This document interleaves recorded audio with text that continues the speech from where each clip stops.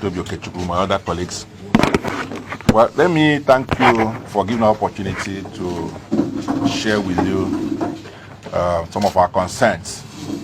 You'll recall that in the last National Assembly, there was a borrowing plan presented by the government, and for some obvious reasons, especially the issue of exclusion, it was not taken.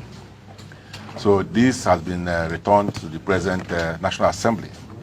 Regrettably, last Thursday, the Senate passed the borrowing plan, which excluded the whole of Southeast. We'd like to use the opportunity to thank our colleagues who were at the chambers that day, especially Senator Engineer Baribe, who made a huge effort to get the matter addressed, the issue of the equity and equitable distribution. Most of us were not in chambers. I was in Lagos attending the INEC retreat on electoral reforms. Most of our colleagues were also outside the chambers. So we want to commend him for the effort he made and other colleagues who were there during the conversation. So we met as a caucus of the Southeast National Assembly last night after consulting with our people and getting their feelings regarding this issue. And we decided that the best approach would be a constructive engagement with the National Assembly leadership. So this afternoon, we had a very good conversation with both the Senate President and also the Speaker of the House of Representatives. I'm here to report that we had a meaningful discussion. They showed not just concern, but commitment to addressing these issues. And they were satisfied with those assurances. So we are believing that the matter will either be revisited or, since it has not been passed in the House, the appropriate thing will be done, and then our people's fears will be assuaged.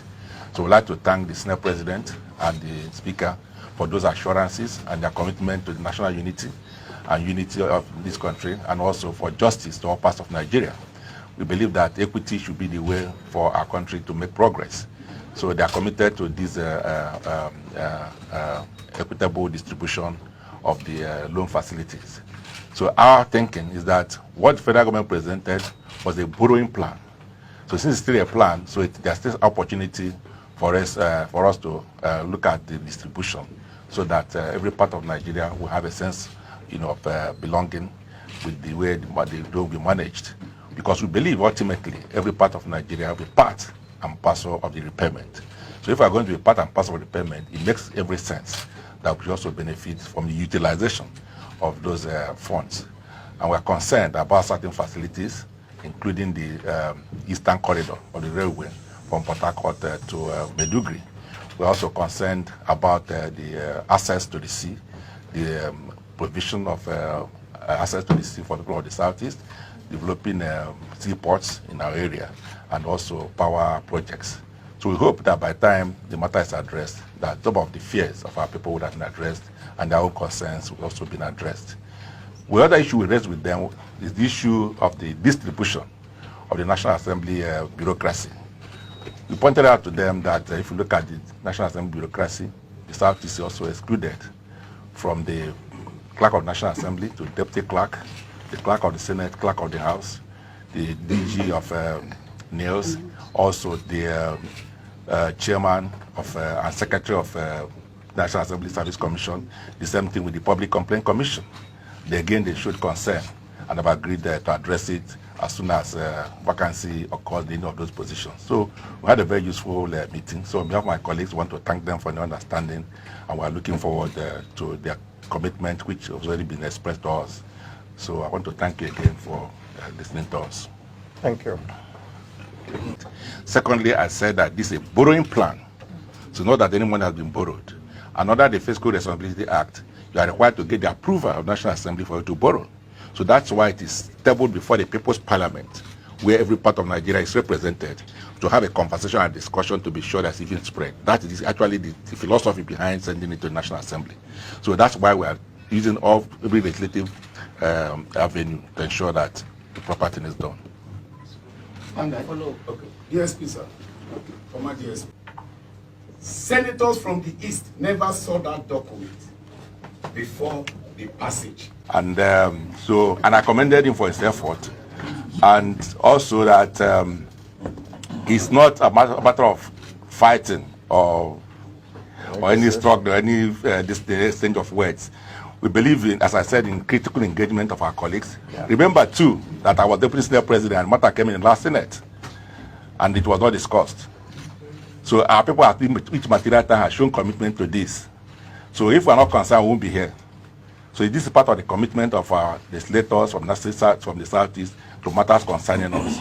So I believe that every person from the Southeast is committed to ensuring that the right thing is done. That's why we're elected to be here to represent them. Yeah. My name, please permit me to sit down, distinguished, because of the camera. I can't remember any day 109 senators were present at sitting. Maybe even during the day of inauguration, it never happened. We'll have our own assignments. And so if a matter comes up and you're not there, and a decision is taken, we have under our rules what we could do, right? So which is what we are raising now. What you could do, instead, even if a decision has been taken, you can now come under our rules for the matter to be rescinded and be taken again. All you need to do is to come with a proper motion.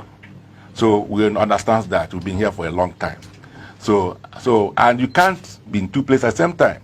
So those senators from the South who are not there, they're also on one national assignment or the other. So it's unfair to say, oh, they were not all there. Right? So, and I believe that what we are doing now is the correct thing to see how the matter is addressed. And as you admitted, it came up in the last Senate, and we didn't take it because for the same reason. So if it comes up now and has been taken, well, that is democracy in action. So you can, the minority may have their say, majority will have their way. Recall that in the Southeast, we have only 15 senators, while others have between 18 and 21. So it's part of the issue of marginalization we've been talking about. That we've been pushing for restructuring. So even if you put all the 15 members of National Assembly from the Southeast in the Senate and you vote, definitely you know the outcome.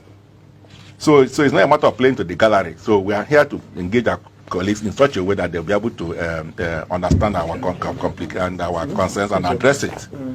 Right? Thank you. To get our colleagues in the Senate, the leadership of the Senate and the House to agree on accommodation of the Southeast. And the House does that, then they'll bring it back to the Senate for harmonization because it will be different resolutions. Yeah. So we need to come together and then have one document, which again will still be passed in the Senate and in the House. So we're still on course. Thank you. Thank you. Thank you. Thank you. Thank you.